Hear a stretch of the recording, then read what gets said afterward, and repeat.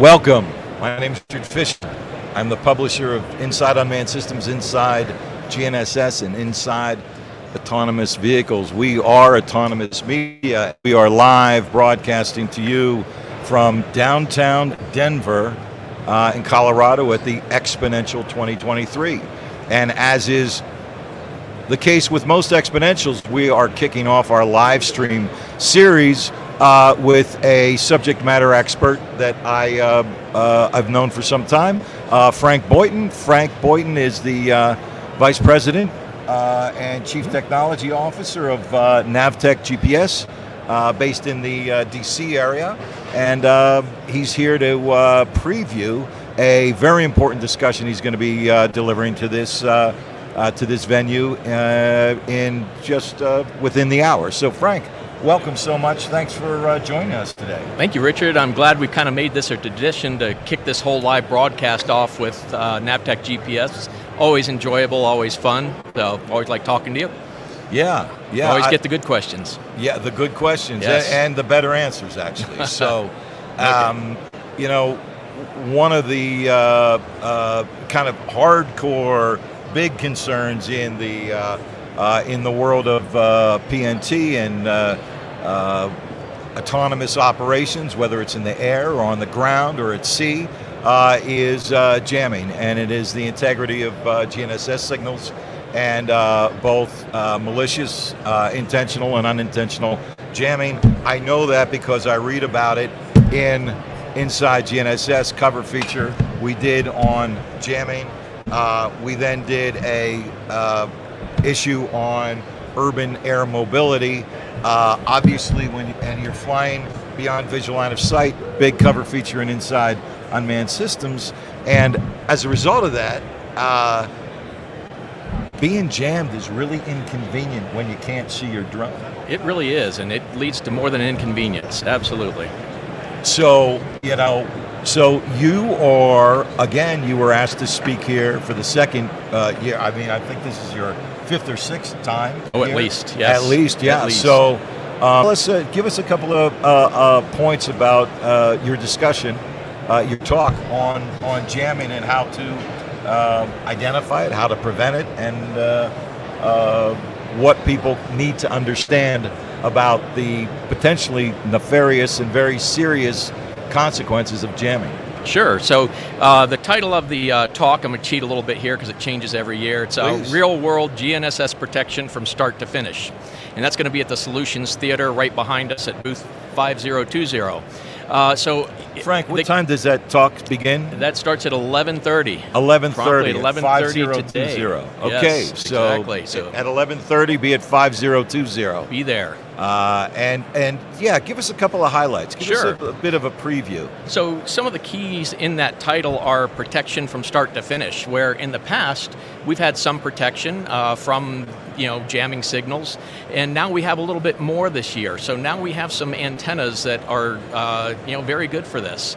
So we're not only able to get rid of some out-of-band jamming, harmonics, and we are also looking a little bit higher above the horizon to avoid some of the jammers from the ground, especially good if you're on a roof doing a timing application, or you're in an aircraft, a drone flying. A lot of the signals jamming come from underneath, so this will help prevent that, as well as some jamming prevention in-band as well. So we are actually able to do something now pretty well before it gets to your GPS receiver.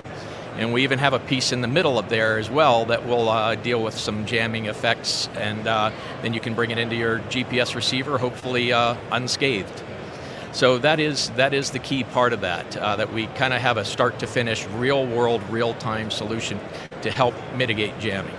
And Franck, and coming from the kind of hardcore positioning, navigation, timing community, right? That's where we know each other for inside GNSS land for 20 years. Yes. I think there's a lot of misunderstanding or lack of knowledge, very frankly, particularly in this market, and particularly when we're seeing the operation of autonomous vehicles beyond line of sight, and we always use a descriptor in this world as the safe operation, and that qualifier is really key. And I would argue that obviously identifying sources of jamming and mitigating jamming really is kind of key to making sure you're operating in a safe manner. And to that end, are you seeing, what is the nature of these solutions? Are these, in the past we've had very large kind of SERPA antennas that would mitigate jamming effects. There's been, depending on how you want to configure your antenna, you can do a lot of things to mitigate the potential for jamming. But now are we seeing more and more of these solutions kind of, the form factor is evolving? Are we seeing smaller packages? Are we seeing lighter weight, lower power, the standard stop, qualities that enable the deployment of an anti-jam or AJ in a place that you haven't been able to do it before? Sure, Can you talk a little bit about that? Absolutely. So everything is getting smaller, lighter, faster, cheaper, or less expensive, I should say. And we're getting to the point where we're getting smaller and smaller antennas to start with. I was at a dealer conference yesterday with Talisman, and they are putting out newer antennas that have shrunk by 9 millimeters. And someone kind of commented, well, it's only 9 millimeters, but 9 millimeters is a lot when you're on the outside of an aircraft. Less drag. So it really does make a difference, and they continue to shrink those components. And then the other component between there is about the size of a business card, and that's where we really get into the electronics portion of trying to get rid of these jamming sources. So the antenna really is a physical portion of it. So you're doing things to the antenna to physically reject these signals. You can't deny the signals, of course, because then you just don't get them at all, and it doesn't work at all. So what we're trying to do is use multi-antenna systems. That's what goes into here. So you can null out jammers from one place to the other, know where to look, where not to look, and then there's further processing inside of those boards. And that can be used with your existing system. So if you have a GNSS receiver already on board, you can just add this to that very successfully. Plug and play. Open architecture. Yep, it is. Modular. Yes, and we've heard about these things in the past, and they kind of worked. And but these are, more focused on actually processing the signal well before it gets into your receiver. And then we get into the receiver end, where there are GNSS receivers today that have a lot of AJ built into them.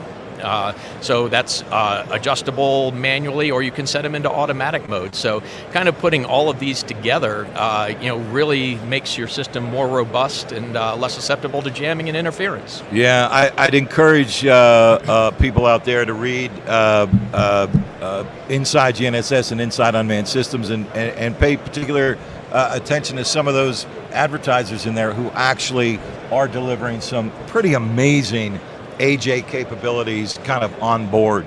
And the other thing, in the capabilities are getting more exotic, more effective. The size is getting smaller. The power is getting lower, and it's not just the 9 millimeters in terms of adding weight to your aircraft or your UAS platform.